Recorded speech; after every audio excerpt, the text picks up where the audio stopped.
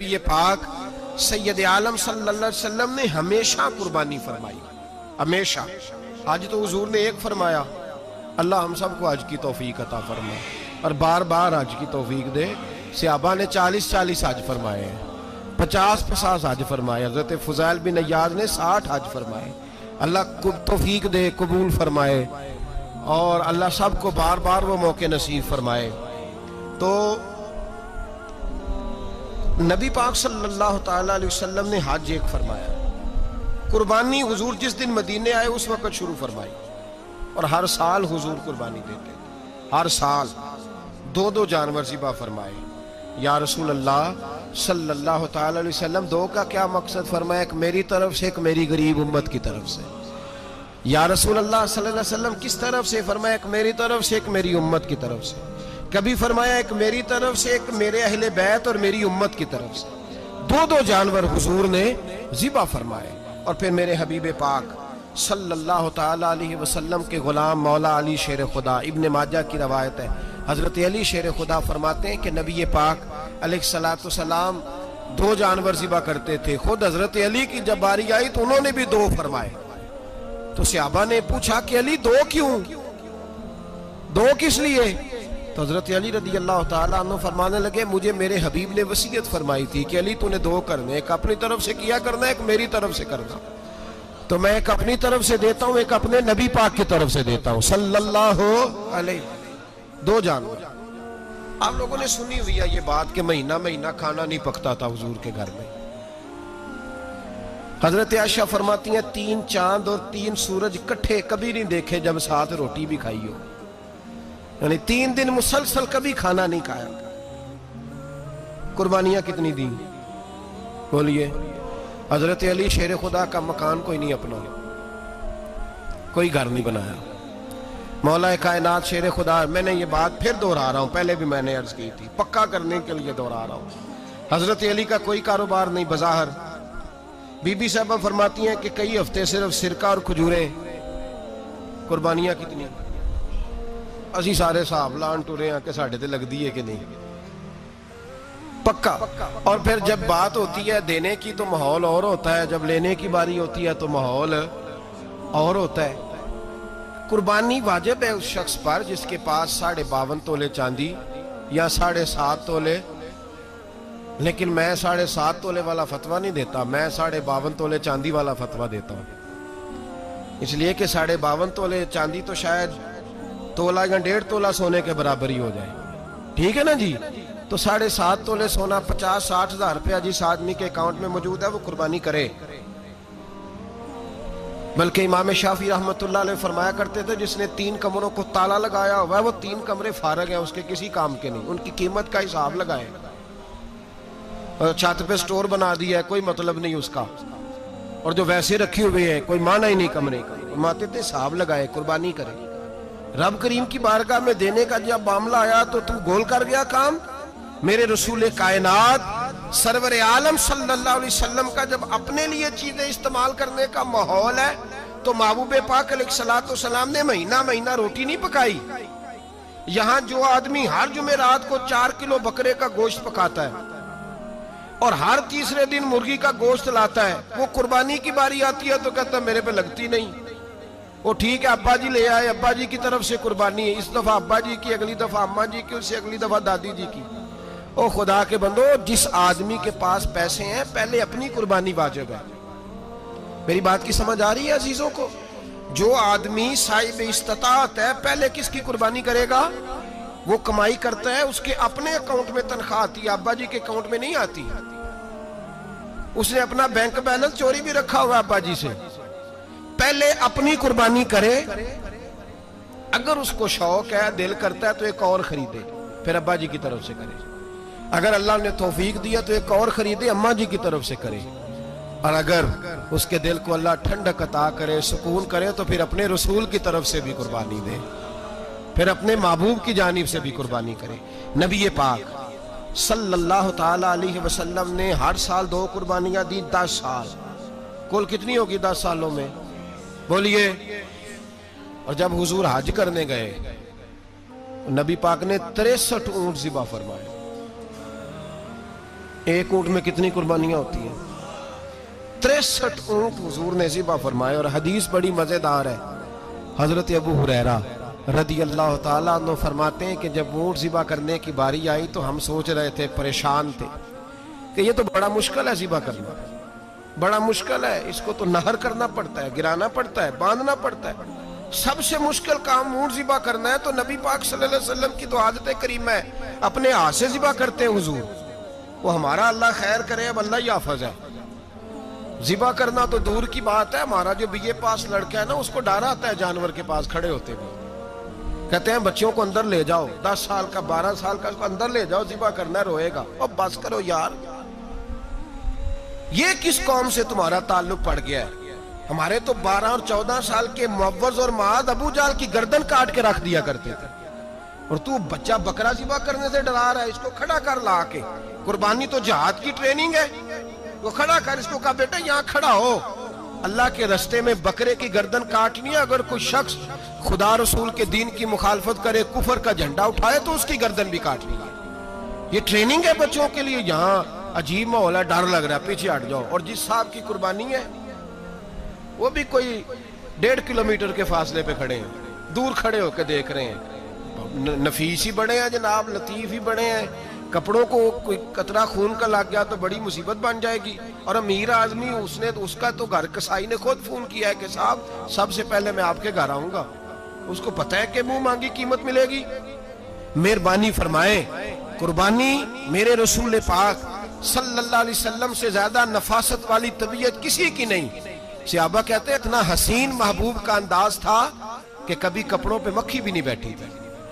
اور حضور سے ہم سلام لیتے تھے، دست مبارک چومتے تھے تو ہمارے ہاتھوں سے کستوری کی خوشبو آنے لگتی تھی. اور فرماتے ہیں نبی پاک کا ہاتھ یوں ہوتا تھا کہ برف بھی اتنی ٹھنڈی نہیں جتنا پیارا حضور کا ہاتھ ٹھنڈا ہوتا تھا. پھر بھی حضور دست مبارک میں خنجر پکڑتے، جانور کو لٹاتے اور اپنی طامت کو سمیٹتے، اور اللہ کے حبیب گھٹنا رکھتے اس کی گردن پر، اور بسم اللہ اللہ اکبر کہہ کے ذبح فرماتے. حضور خود دست مبارک سے. تو اتنا زیادہ نازک مزاج ہو گیا ہے کہ اب یہ والی سنت ادا کرنا مشکل ہو گیا تیرے لیے. 63 اونٹ ہیں. اور صحابہ کرام علیہم رضوان فرماتے ہیں کہ حال یہ ہے، ہم سوچ رہے ہیں کیسے ذبح کریں گے، کیا کریں گے، کیسے گرائیں گے. اور نبی پاک صلی اللہ علیہ وسلم کہتے ہیں ہم ابھی سوچ میں ہی تھے کہ حضور نے چھری پکڑی. خنجر جب حضور نے اٹھایا تو فرماتے ہیں اونٹ دوڑتا ہوا آیا اور نبی پاک کے سامنے آ کے لیٹ گیا. فرماتے ہیں اللہ کے رسول نے بسم اللہ اللہ اکبر کہہ کے ذبح کیا. اس نے ٹانگ بھی کوئی نہیں ہلائی، پیر بھی کوئی نہیں ہلایا. وہ کسی شاعر نے بڑی عجیب بات کہی تھی. اس نے کہا پھنسی جو دام میں بلبل تو لگی یوں کہنے، کرے گا قتل کیا تو نے جب اسیر مجھے، کباب شمع کے شعلے پہ کیجیو سیاد، شکل گل نظر آئے دم اخیر مجھے. وہ کہتے ہیں بلبل کو شکاری، سیاد شکاری نے پکڑ لیا بلبل کو. تو سیاد سے بلبل کہنے لگی تو نے پکڑا ہے تو قتل تو کرے گا ہی نا، کھائے گا تو صحیح، ایک میری منت ہے. شکاری کہنے لگا وہ کیا؟ تو بلبل کہنے لگی جب تو مجھے ذبح کرے نا اور پکائے تو مجھے پھول سے بڑی محبت ہے. اس طرح کرنا، کوئلے اتنے زیادہ دہکانا، اس قدر زیادہ آگ جلانا کہ ان کی شکل گلاب کے پھول کی طرح سرخ ہو جائے. تو جب تو مجھے ان پر جلائے گا تو مجھے تکلیف نہیں ہوگی، اس لیے کہ محبوب کا چہرہ جو سامنے آ جائے گا مجھے تکلیف نہیں ہوگی. پھنسی جو دام میں بلبل تو لگی یوں کہنے، کرے گا قتل کیا تو نے جب اسیر مجھے، کباب شمع کے شعلے پہ کیجیو سیاد، او شکل گل نظر آئے دم اخیر مجھے. اعلیٰ حضرت بریلوی علیہ رحمہ فرمایا کرتے تھے، فرماتے تھے بڑی تکلیف ہوگی جب جان نکلے گی. روایتوں میں آتا ہے جس طرح باریک دوپٹہ جھاڑیوں پہ ڈالا جائے، کھینچا جائے تو پھٹ جاتا ہے، یوں تکلیف ہوگی. پر فرمانے لگے رسول اللہ کے غلام کو کوئی تکلیف نہیں ہوگی. حضور کیوں؟ فرمایا اس لیے کہ جب جان نکلنے لگے گی تو سامنے جلوہ ودہاد آ جائے گا. حضور کے جلوے ہوتے رہیں گے تو پتہ ہی نہیں چلے گا جان کیسے نکل گئی. پھنسی جو دام میں بلبل. تو صحابہ فرماتے ہیں کہ اونٹ دوڑتا ہوا آیا، حضور کے سامنے آ کے لیٹا، نبی پاک نے ذبح فرمایا اور فرماتے ہاتھ دھو گئی. حضور نے توجہ فرمائی تو دوسرا دوڑتا ہوا آ گیا. تیسرا آ گیا. حضرت ابو ہریرہ فرمایا کرتے اونٹ ایک دوسرے کو دھکے دیتے تھے, پیچھے ہٹ جا, پہلے میں نے جانا ہے, پہلے میں نے جانا ہے. 63 اونٹ وادی منا میں حج کے موقع پر میرے رسول پاک نے دست مبارک سے ذبح فرمائے. ہر قربانی حضور نے اپنے ہاتھوں سے فرمائی. قربانی واجبات دین میں سے, ضروریات دین میں سے, اور کوئی اتنا لمبا چوڑا مسئلہ نہیں. بہت ساری چیزوں کو خود بخود مشکل کر لیتے ہیں. ٹی وی پہ خبر آتی ہے فیصل آباد کے 2 بیل ہیں, بھولو اور ڈولو, پتہ نہیں کتنے من ان کا وزن ہے. ان سے پوچھا جا رہا ہے کہ بھولو ڈولو کھاتے کیا ہے؟ تو کہتے ہیں بادام کھاتے ہیں, مکھن کھاتے ہیں. یہ جناب پتہ نہیں ان کو دودھ کتنے کلو روز پیتے ہیں, اور بھولو ڈولو بیچارے سے خود نہیں چلا جا رہا. لگ ایسے رہ جیسے وہ خود کہہ رہے ہیں مہربانی کرو ہمیں ذبح کر لو. اب تو اٹھا بیٹھا بھی نہیں جا رہا. او خدا کے بندو, دین کی اصل حقیقت کو سمجھو. یہ تو حضور نے فرمایا خوبصورت جانور لاؤ, یہ کس حدیث میں آیا ہے کہ اسے بادام کھلاؤ؟ آج لوگ انسانوں کو روٹی نہیں مل رہی اور جانوروں کو بادام کھلا رہے ہو. اس کے حصے میں جو اللہ نے شے رکھی ہے نا وہ چارہ ہے. اس کو چارہ کھلاؤ اور اچھے طریقے سے پیٹ بھر کے کھلاؤ. جانور کو پیٹ بھر کے چارہ کھلایا جائے تو جتنی اس کی طبیعت ہوتی ہے اس حساب سے وہ صحت مند ہو جاتا ہے. باقی یہ تو آپ کسی شخص کو اتنا کھلا دیں کہ اس کا پیٹ اتنا بڑا ہو جائے, پھول جائے, تو وہ بیچارہ تکلیف میں آئے گا کہ نہیں آئے گا؟ یہ کس قسم کا ماحول ہے؟ ایک بکرا بکا ہے لاہور میں, اور سیٹھوں نے شرطیں لگائی ہوئی ہیں, میں 5 لاکھ کا لایا ہوں تو میں 9 لاکھ کا. یہ کیا چکر ہوا؟ مجھے اتنا کھلایا جی اس کو فلاں چیز. یہ کس نے کہا ہے کھلانے کا؟ بادام کھانا کس حدیث میں آیا؟ کس صحابی نے اپنے بکرے کو بادام کھلائے؟ کس نے مکھن کھلایا؟ کس نے پیڑے کھلائے؟ بس کرو, عجیب تماشا لگ گیا. اور یہاں تو اتنی بری حالت ہو گئی ہے کہ عورتیں ناچنے لگی ہیں قربانی کے جانوروں کے آگے, بیبیاں بیچنے لگی ہیں. اللہ کے غضب کو آواز نہ دو. یہ قربانی ہے کہ ہر چیز کا, مذہب کی ہر شے کا مذاق بنا دیا ہے. جس دین نے عورت کی اپنی قربانی بھی ہو تو اس کو ذبح کرنے کی اجازت نہیں دی, مرد ذبح کرے گا. جو دین کہتا ہے کہ عورت ذبح نہیں کرے گی, وہ عورت بیچ سکتی ہے اللہ کے جانور؟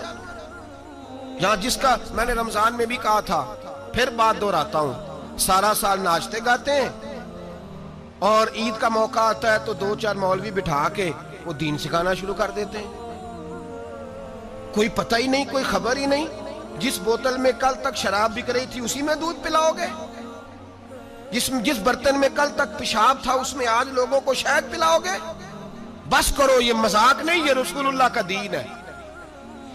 نبی پاک سید عالم صلی اللہ تعالی علیہ وآلہ وسلم نے کوئی ذمہ عورت کے کوئی چیز نہیں لگائی ایسی جس میں اسے مردوں کے ساتھ شامل ہونا پڑے.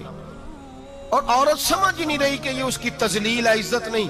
صابن بک رہا ہے تو ساتھ بی بی کھڑی ہے, شیمپو بک رہا ہے تو عورت اس کی جو ہے وہ ایڈ دے رہی ہے. یہ عزت ہے عورت کی؟ رسوا کر دیا تم نے ہر شے میں عورت. اب قربانی کا جانور بھی بی بی بیچے گی؟ غیرت کہاں گئی اس قوم کی؟ میرے رسول پاک سرور دو عالم صلی اللہ تعالی علیہ وسلم کو کسی نے آ کے کہا فلاں قبیلے کے لوگوں نے عورت کو سربراہ بنایا ہے, عورت کو آگے لگا لیا ہے. فرمایا تباہ ہو گئے وہ لوگ, انہوں نے عورتوں کو اپنے آگے پیشوا بنا لیا. جس رب نے عورت کو نبوت نہیں دی, امامت کرنے کا حق نہیں دیا, کس چکر میں لوگ پڑ گئے؟ 5 لاکھ کا جانور کس لیے لائے ہو؟ 5 لاکھ کا تفاخر کے لیے, دکھانے کے لیے؟ تو اگر 50,000 کا 60,000 کا بھی جانور لاتا تو اچھا آ جاتا. اور 50,000 کا جانور لائے تو 5 لاکھ میں کتنے آتے ہیں بولے؟ تو 10 جانور ذبح ہوں گے تو کتنے غریبوں تک گوشت جائے گا, کتنے گھروں کا بھلا ہوگا. ہر چیز کا چکر الٹا کر دیا گیا ہے. اور صرف حج کے لیے ہوتی تو میرے رسول پاک ہر سال قربانی نہ کرتے, اور میرے نبی پاک قربانی دینے کا حکم. ایک اور بات بڑی لوگ پوچھنے لگے, کہتے جی گائے کی ہوتی ہے, بھینس کی بھی ہوتی ہے کہ نہیں؟ چلو جی اب نئی بات نکل آئی. حدیث پاک میں لفظ آیا اونٹ کا, نبی پاک نے فرمایا بکرا 1 سال کا, گائے 2 سال کی, اونٹ 5 سال کا. حدیث میں لفظ آ گیا اونٹ کا. آپ کو بندہ کہے پہلے بتائیں نر کا کہ مادہ کا, تو میں کدھر سے آپ کو حدیث نکال کے دوں جس میں نر بھی اور مادہ علیحدہ علیحدہ ہو؟ حدیث پاک میں ذکر آ گیا دمبے کا، مینڈے کا. اب باقی جو سارے جاگ رہے ہیں نا، اب غور فرمائیں، باقی ایک بکرا ہے، ایک چترا ہے، ایک دمبا ہے، ایک دیسی بکرا ہے، ایک پہاڑی بکرا ہے، تو علیحدہ لفظ کہاں سے نکال کے دیے جائیں؟ یہ ساری انواع ہیں، اقسام ہیں، نوع ہیں. اسی طرح بھینس بھی گائے کی ایک قسم ہے. امام اعظم ابو حنیفہ فرماتے ہیں النوع منہ، یہ اس کی ایک قسم ہے، نوع میں سے ہے، گائے کی نوع میں سے ہے. آپ عام لفظ بولتے ہیں تو کہتے ہیں بکرا چترا گائے بھینس، عام لفظ ہے نا. تو جب گائے کہہ دیا تو اب کو بندہ کہے گائے آیا تو پہلے بتائیں گائے تو ہے تو اس میں بیل شامل ہے کہ نہیں؟ تو گائے کی جتنی قسمیں ہیں نا، ہمارے محدثین بھینس کو گائے میں شامل کرتے ہیں. بھینس گائے کی ایک قسم ہے. تو نبی پاک صلی اللہ علیہ وسلم نے جب گائے کا لفظ استعمال کیا تو بھینس اس کے اندر آ گئی. تو اگر گائے کی قربانی جائز ہے تو بھینس کی قربانی بھی جائز ہے. اگر بیل کی قربانی جائز ہے تو کٹے کی قربانی بھی 100% جائز ہے. اس کے اندر 7 حصے ڈالے جائیں گے، اسے قربان کیا جائے گا، یہ جائز ہے. اگر آپ صریح لفظ نکال کے دکھانے کو کہیں گے تو پھر تو بڑی چیزوں میں لوگ الجھ جائیں گے. پھر کیسے نکالا جائے گا خسی کی جائز ہے کہ نہیں، جو خسی نہیں اس کی جائز ہے کہ نہیں، فلاں کی. تو ان تفصیلات، ہاں بہت ساری چیزوں کی تفصیلات حدیث میں ہیں لیکن ساری چیزوں کی موجود نہیں. اس لیے میرے عزیز یاد رکھیں، بھینس کی قربانی بھی ہوگی، گائے کی بھی ہوگی، بیل کی بھی ہوگی، کٹے کی بھی ہوگی. جن کی نہیں ان کی نہیں. ہم نے کبھی کہا ہرن کی قربانی بھی ہوگی یا مرغی کی قربانی بھی ہوگی. تو حدیث مبارکہ کے اندر جو چیزیں موجود ہیں ان کی جتنی اقسام ہیں ان سب کی قربانی کرنا ہاں جائز ہے. اور میرے نبی پاک صلی اللہ علیہ وسلم نے فرمایا جانور خوبصورت ہو، لنگڑا نہ ہو، کانا نہ ہو، زخمی نہ ہو، خوبصورت جانور لاؤ، اس کو لا کے ذبح کرو. لوگ کہتے ہیں چلو اتنے پیسے اللہ کے راستے میں دے دیں تو یہ کافی نہیں کافی. مسلم شریف میں، بخاری شریف میں میرے نبی پاک سید عالم صلی اللہ تعالی علیہ وسلم نے فرمایا 10 ذی الحج کو اللہ کی نظر میں ابن آدم کا سب سے پسندیدہ عمل. لیکن نا 10 ذی الحج کو، کل 10 ذی الحج ہے تو بڑے کام ہوں گے. فجر کی نماز بھی ہوگی، تکبیرات تشریق بھی پڑھی جائیں گی. آج فجر سے شروع ہو گئی نا، 9 کی فجر سے لے کر 13 کی عصر تک تکبیرات تشریق پڑھی جائیں گی. اللہ اکبر، اللہ اکبر، لا الہ الا اللہ واللہ اکبر، اللہ اکبر وللہ الحمد، اللہ اکبر، اللہ اکبر، لا الہ الا اللہ واللہ اکبر، اللہ اکبر وللہ الحمد، اللہ اکبر، اللہ اکبر، لا الہ الا اللہ واللہ اکبر، اللہ اکبر وللہ الحمد. کوشش کریں جب بھی پڑھیں 3 بار پڑھیں. تکبیرات تشریق بھی پڑھی جائیں گی، فجر کی نماز بھی کل ہوگی، عید کی نماز بھی ہوگی، لوگ اور بھی کوئی ذکر اذکار کریں گے. لیکن میرے نبی پاک صلی اللہ علیہ وسلم نے فرمایا 10 ذی الحج کو اللہ کو اپنے بندے کا جو کام سب سے زیادہ پسند ہے وہ یہ ہے کہ وہ اللہ کے راستے میں جانور کا خون بہائے. حالانکہ نمازیں بھی ہیں، اذکار بھی ہیں، تکبیرات بھی ہیں، سارا کچھ ہے، پر اللہ کو سب سے زیادہ کیا پسند ہے؟ جانور کو قربان کرنا. یہ اللہ کو بڑے خوبصورت لفظ نبی پاک علیہ السلام نے فرمایا قربانی کا جانور قیامت کے دن اپنے سینگوں اور کھروں سمیت آئے گا، اور جس نے قربانی کی ہوگی اس کی بخشش کروا کے اسے جنت میں لے کر جائے گا. تو فرمایا ابن آدم کا سب سے پسندیدہ عمل یہ، سب سے پسندیدہ کہ وہ 10 ذی الحج کو قربانی کریں، کوشش کریں خود ذبح کریں اپنا جانور. یہ حضور کی سنت ہے. یہ نہ ہو سکے تو نبی پاک صلی اللہ علیہ وسلم نے اپنے ہاتھوں سے ذبح کرنے لگے حضرت فاطمہ کا جانور. تو فرمایا فاطمہ ادھر آ کے اس کے پاس کھڑی ہو جاؤ، میں تمہارا جانور ذبح کرنے لگا ہوں. اپنے جانور کے پاس کھڑے ہوں. میرے جو بھائی ذبح کرنے کا کام کرتے ہیں نا، قصاب ہم کہتے ہیں، سارے قصاب نہیں ہوتے، بہت سارے لوگ یہ سعادت حاصل کرتے ہیں اور بڑے نیکی کا کام کرتے ہیں. اللہ انہیں بڑی بہترین جزا عطا فرمائے گا، بڑا خیر کا کام کرتے ہیں. لیکن چونکہ رش ہوتا ہے ایسے لوگوں کے پاس، تھوڑی جلدی بھی ہوتی ہے. پہلی تو کوشش کریں تکبیر خود ڈالیں، یہ نہیں ہو سکتا تو قریب کھڑے ہوں. ہمارے ہاں ایک رواج یہ بھی ہے کہ 2 بندے ہاتھ رکھتے ہیں. ذبح وہ کر رہا ہوتا ہے تو جس کی قربانی ہوتی ہے اس کو کہتے ہیں تو بھی ساتھ ہاتھ رکھ. ہوتا ہے نا جی بہت ساری جگہوں. اب حکم یہ ہے شریعت اسلامیہ کا کہ جب جانور ذبح کریں گے تو پڑھیں گے بسم اللہ اللہ، بسم اللہ اللہ۔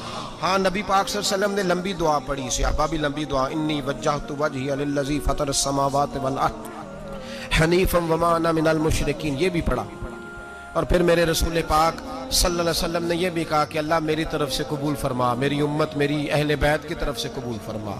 صحابہ جب جانور ذبح کرنے لگتے پہلے یہ دعا پڑھتے، پھر کہتے اللہم تقبل منا کما تقبلتا خلیل کا ابراہیم علیہ السلام وتقبلتا حبیب کا محمد صلی اللہ علیہ وسلم، اے اللہ ہم سے بھی قبول فرما جیسے تو نے حضرت ابراہیم سے قبول فرمائی اور جیسے اپنے حبیب حضرت محمد صلی اللہ علیہ وسلم سے قبول۔ یہ ساری دعا پڑھیں، اور جب جانور ذبح کرنے لگے تو پھر پڑھیں بسم اللہ اللہ، بسم اللہ اللہ۔ اچھا دو آدمیوں نے ہاتھ رکھا ہوا ہے، دو آدمیوں، اب اگر ایک نے بھی نہ پڑھی بسم اللہ اللہ اکبر تو جانور حلال نہیں ہوگا، دونوں کو پڑھنا پڑے گا۔ یہ مسئلہ یاد رکھیں۔ ایک اور بات بھی بتانی ہے آپ کو، وہ بھی آپ نے یاد رکھنی ہے۔ قربانی کے بڑے جانور میں کتنے حصے ہوتے ہیں؟ 7۔ اب 7 حصوں میں 7 کی نیت قربانی کی ہونی چاہیے، 7 کی۔ 6 حصے ڈال گئے، جو چلے تھوڑے سے زیادہ امیر لوگ نہیں تھے، نارمل تھے، انہوں نے 6 حصے ڈال لیے۔ 7واں امیر آدمی تھا، اس کو جا کے کہا یار ایک حصہ نہیں مل رہا، تو چل تو نے تو 2-3 بکرے لیے ہوئے ہیں، تو بھی شامل ہو جا۔ اس نے پہلے تو کہا نہیں یار میں نے اب لے لیے، پھر جب اصرار کیا تو کہا چلو ٹھیک ہے بڑے گوشت کا قیمہ کرا لیں گے۔ تو اس طرح کرو، ڈال لو میرا بھی حصہ۔ اب 6 کی نیت قربانی کی، 7ویں کی گوشت کی، کسی کی بھی قربانی نہیں ہوگی، گئے سارے۔ اب اس کے لیے شرط کیا ہے کہ اس کو بھی آپ، اصل میں ہمیں مسائل نہیں آتے، نہ ہم سیکھتے ہیں نہ پتہ کرتے ہیں، پھر خرابی ہوتی ہے۔ اب اس سے کہیں کہ یار قربانی سے پہلے اپنی نیت کا اعادہ کر، اپنی نیت کا اعادہ کر، بتا کہ تیری نیت کیا ہے، اگر غلط ہے تو صحیح کر لے، تاکہ سب کی قربانی تو بتا۔ یہ جو تو رکھ رہا ہے قربانی، تو کس کی قربانی کر رہا ہے؟ دادا جی کے نام کی، ابا جی کے نام کی، اپنے پیر کے نام کی، استاد کے نام کی، یا رسول پاک صلی اللہ علیہ وسلم کے نام، نبی پاک کے نام کی؟ اس سے پوچھیں، اور جو وہ نیت بتائے اس نیت کی دعا ہوگی، اس کی طرف سے کہا جائے گا اے اللہ اس کی طرف سے اسے قبول۔ میری بات کی سمجھ آ رہی ہے میرے عزیزوں کو؟ اور اس ارادے کے ساتھ قربانی، اگر ایک کی بھی نیت خراب ہو گئی تو مسئلہ بگڑ گیا۔ اس لیے ان مسائل کو، اور نبی پاک کے نام کی جو قربانی ہوگی، سبحان اللہ، میں کرامات کا زیادہ قائل نہیں، ہم کرامات کے نہیں کیفیات کے قائل ہیں، کیفیات کی۔ اور دین ویسے بھی لفظوں کا نام نہیں، کیفیت کا نام ہے۔ میرے اسا فرمایا کرتے تھے ہم کرامت سے زیادہ کیفیت کے قائل ہیں۔ اگر مرید ساری زندگی کرامتیں سناتا رہے اور کبھی اسے مدینے جانے کا شوق ہی پیدا نہ ہو، کبھی نبی پاک کے نام پہ آنسو نہ آئے، تو پھر کرامت کا فائدہ نہیں، کیفیت تو ملی نہیں اسے، ہم کیفیت۔ اسی طرح ہم نظرانے کے نہیں، نظر آنے کے قائل ہیں۔ تو بھائی یہ یاد رکھ لیں، کیفیت کا نام دین ہے، نبی پاک کے نام کی قربانی۔ میں قائل تو نہیں کرامت کا، لیکن ایک بات میں نے اپنے ایک استادوں سے، ایک بزرگوں سے سنی ہے، میرا دل کرتا ہے وہ سنا دوں آپ کو۔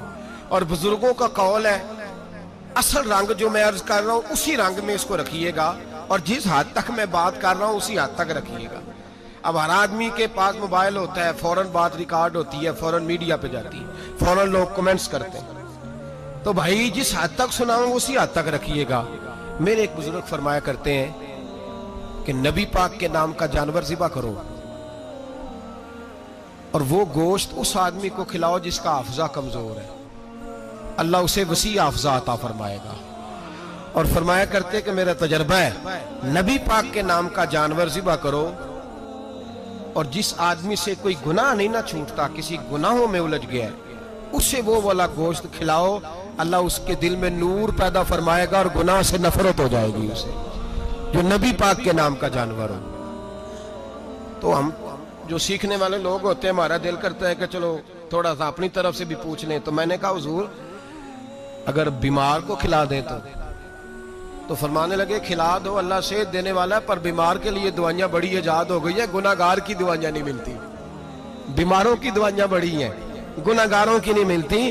गुनाहगार को खिलाओ, इसलिए कि जो चीज मुस्तफ़ा के नाम से मंसूब हो जाती है रब उसकी बड़ी कदर फरमाता है, अल्लाह उसकी बड़ी कदर करता है। जो चीज नबी पाक के नाम से मंसूब हो जाती है अल्लाह उसकी बड़ी कदर फरमाता है। मेरे नबी पाक अलैहिस्सलाम ने फरमाया, मेरा कलमा पढ़ने वाला मोमिन जब दोज़ख से गुजरेगा तो दोज़ख कहेगी जल्दी जल्दी गुजर जा, जल्दी जल्दी, जहन्नम की आग कहेगी जल्दी जल्दी गुजर जा, जल्दी। तो मोमिन कहेगा तू तो आ गया, तुझे क्या बात हुई, पुल सिराज से गुजर रहा है, क्या मसला हुआ? उसके पास से गुजर रहा है दोज़ख के, तो पास से गुजरते वक्त भी कहते हो जल्दी गुजर जा, कहीं ऐसा ना हो कि तेरे नूर की चमक मेरी आंख को ही ठंडा कर दे। ये शान है उनके गुलामों की, तो सरकार का आलम क्या होगा। तो मेरे रसूल पाक अलैहिस्सलाम से जो शय मंसूब हो जाती है उसकी अल्लाह बड़ी कदर फरमाता है, जब ही तो हमारी कदर है। अल्लाह फरमाता है कुंतुम खैरा उम्मतिन, तुम जिस तरह के भी हो सबसे अफजल, इसलिए कि मेरे मोहम्मद का कलमा जो पढ़ते हो सल्लल्लाहु अलैहि। तो कुर्बानी करें, अच्छी नीयत के साथ करें, खुलूस के साथ करें। कुर्बानी के गोश्त के 3 हिस्से करने। एक देना है खालस गरीब लोगों को, जी क्या देना उनको, जी गरीबों को क्या देना है, नाल झिड़का नहीं देनिया 250 आ भी गए हो तुसी, अजे तो खल भी नहीं लाई, झिड़का नहीं देनिया, और जो तेरे दरवाजे तक चल के आ गया। और अल्लाह पाक से डरा कर, बस ये सोच कि उसने तुझे देने वाला बनाया है। भाई ये सोच कि कोई किसी के दरवाजे तक नहीं जाता, ये सोच वो बड़ा बेनियाज है, कुछ का कुछ कर देता, तेरे दरवाजे तक आ गया ना बस ठीक हो गया। तू समझ कि उसने तुझे बड़ी इज्जत दी है, तेरे दरवाजे तक छापर लेके आया है, झिड़के ना दे, उत्ते बह जा, तू आ भी गया है, ऐसे ना कर, ऐसे ना कर, बिल्कुल बस जो आ गया है ना उसको इज्जत दे, वकार दे। गरीब को गोश्त देना है, 7 झिड़के नहीं देनी। और उसको बड़ी अजीब बात है, चौधरी साहब बैठे हुए हैं, 2 पंखे चल रहे हैं और उन्होंने जनाब बड़ा सोफा रखा हुआ है और टप में गोश्त रखा हुआ है और गरीब आदमी लाइनों में लगे हुए हैं। थोड़ी देर के बाद में चाय पीनी, बस कर यार बस कर, बेपरवाही वे एक सज्जन दी जिथे किसे दी पेश ना जावे, उन्हें ताजा वाले दर दर रोले ते मंगते तख्त बिठावे। डर उसकी बेनियाजी से, देख जो तेरे दरवाजे तक आ गया, बस आ गया, इतना ही काफी है, इतना ही काफी है, और इसी पे इक्तिफा कर। और कसाई से भी मेरी गुजारिश है कि फटाफट ज़िबा करना है, अगले घर भी जाना है। जानवर में अभी जान होती है तो खलड़ी उतारनी शुरू कर देते हैं, जुल्म है। जिस महबूब ने फरमाया है कि जानवर के सामने जानवर ज़िबा ना करो, जिन्होंने कहा कि जानवर के सामने छुरी तेज ना करो, उन्होंने तुम्हें कैसे इजाजत मिल गई हो? भाई कुछ नहीं होता, अल्लाह खैर करेगा। और आप भी कसाई की मिन्नत करें, लड़ाई नहीं करें, गुजारिश करें, कहीं जरा ठहर जा यार, 2 मिनट ठहर, ठंडा होने दे, इसे ठंडा होने दे। जिंदा आदमी की खाल उतारें तो कितनी तकलीफ होती है, इतना जुल्म। मैंने देखा उसी वक्त उसने लटका दिया, पैर काटने लग गया, फटाफट ना, ठंडा होने दें। नबी पाक सल्लल्लाहु अलैहि वसल्लम ने मना फरमाया, जानवर ठंडा हो का गोश्त बनाए अच्छे तरीके से, कुछ नहीं होने लगा, कोई मसला नहीं है ऐसा। वो जो हमारे यहाँ मशहूर है ना, ईद वाले दिन रोजा होता है तो कुर्बानी के गोश्त से खोलना है, रोजा कोई नहीं होता। बस इतनी बात है कि अच्छी बात है, मुस्ताहब है, अच्छा फेल है कि आप सबसे पहला खाना कुर्बानी का गोश्त ही खाएं। तो शुगर वाले बेचारे की शुगर लो हुई है, गोश्त मिलेगा 5 बजे, वो तो मर जाएगा। तो कोई जरूरी नहीं, वो खाना खाए जो घर में मौजूद है, नाश्ता वो करे, कोई ऐसी बात नहीं, गोश्त बन जाए तो वो खा ले, कोई रोजा नहीं। ईद वाले दिन कोई रोजा नहीं होता, यौम अरफा का रोजा है, ईद वाले दिन का कोई रोजा नहीं। बहरहाल उस गोश्त के 3 हिस्से करें, एक खालस गरीब आदमी को, दूसरा रिश्तेदारों को, अजीजों को, पड़ोसियों को, तीसरा घर में रखें, इस्तेमाल करें, खाएं। सारा गोश्त घर में रखना भी जायज है और सारा बांट देना भी। मैंने पिछले जुमे भी कहा था, फिर याद कराता हूं, जो लोग कुर्बानी करते हैं ना, वो वाले लोग हैं जिनके घर में आज भी गोश्त पकेगा। कुर्बानी देने वाले वो लोग हैं जो हफ्ते में हर 3 दिन गोश्त खाते हैं, फल भी खाते हैं। तो आप तो सारा साल खा रहे हैं, हर जुमे वाले दिन 3 किलो बकरे का गोश्त आता है। तो जो कुर्बानी का गोश्त है वो बांट दें, सारा गरीब को दें।